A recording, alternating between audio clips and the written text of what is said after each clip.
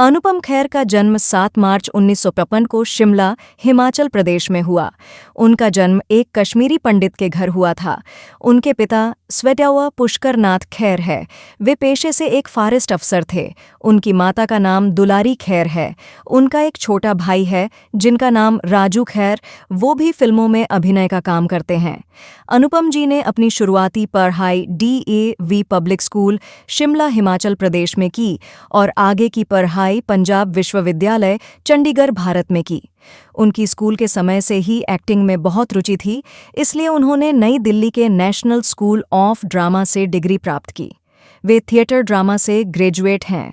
अनुपम खेर का विवाह साल 1970 में अभिनेत्री मधुमालती कपूर से हुआ था। यह उनकी अरेंज्ड मैरिज थी, पर कुछ सालों बाद ही उन्हें एहसास हुआ कि वो अपनी कॉलेज की सहेली और मशहूर अभिनेत्री किरण खेर से आकर्षित हैं और दोनों ने शादी करने का फैसला कर लिया। किरण खेर की भी एक शादी हो चुकी थी, जिससे उन्हें एक बच्चा है जिसका नाम है सिकंदर खेर है। अनुपम खेर ने उन्हें अपना नाम दिया है। उन्होंने कभी सिकंदर को कभी सौतेला होने का एहसास नहीं होने दिया। वह अपने बच्चे को बहुत प्यार करते हैं। अनुपम खेर किरण के साथ अपना खुशहाल जीवन व्यतीत कर रहे हैं और अब उनका बेटा भी फिल्मों में आने के लिए संघर्ष कर रहा है। पढ़ाई पूरी करने के बाद अनुपम जी नई दिल्ली में ही एक शिक्षक की नौकरी करने लगे, पर मुंबई शहर की चकाचौंध सभी का मन मोह लेती है। यही अनुपम के साथ भी हुआ और उन्होंने मुंबई जाने का फैसला किया।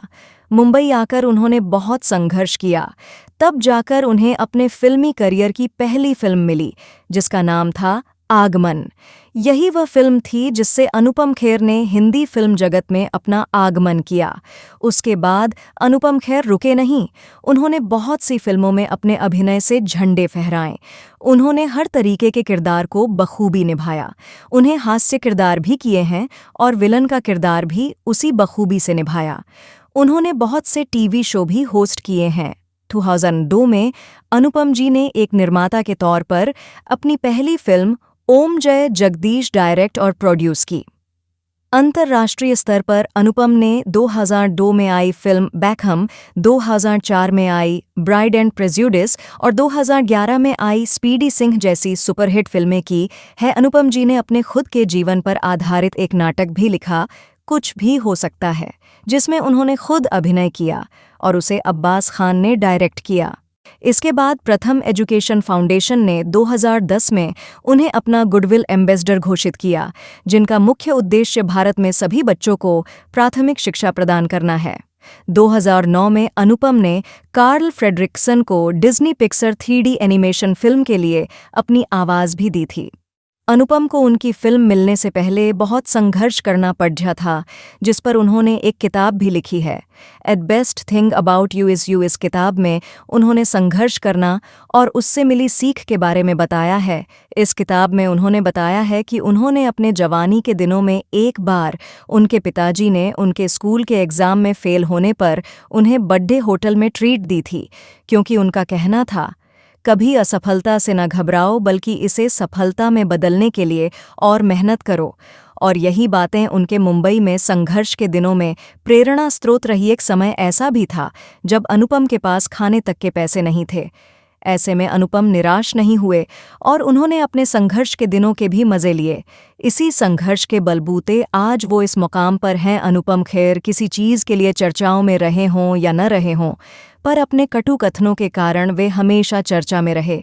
उन्होंने कई बार ऐसे कटाक्ष किए जिसके कारण वे चर्चाओं में रहे। साथ ही जब उन्हें पद्म भूषण दिया गया, तब उन्हें उनके साथ के एक को एक्टर द्वारा चापलूस भी कहा गया। कश्मीरी पंडितों पर उठे मुद्दों में भी उन्होंने खुलकर अपनी बात रखी। आमिर खान के भी सहिष्णुता पर दिए गए बयानों पर खुल के बोले और ट्वीट्स भी किए।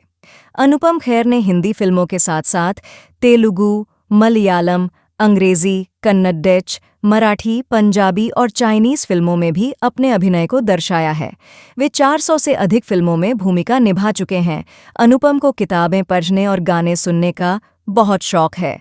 वे एक समय अपने गोरे रंग, गंजेपन और विदेशियों की नकल उतारने के टैलेंट का उपयोग करते थे।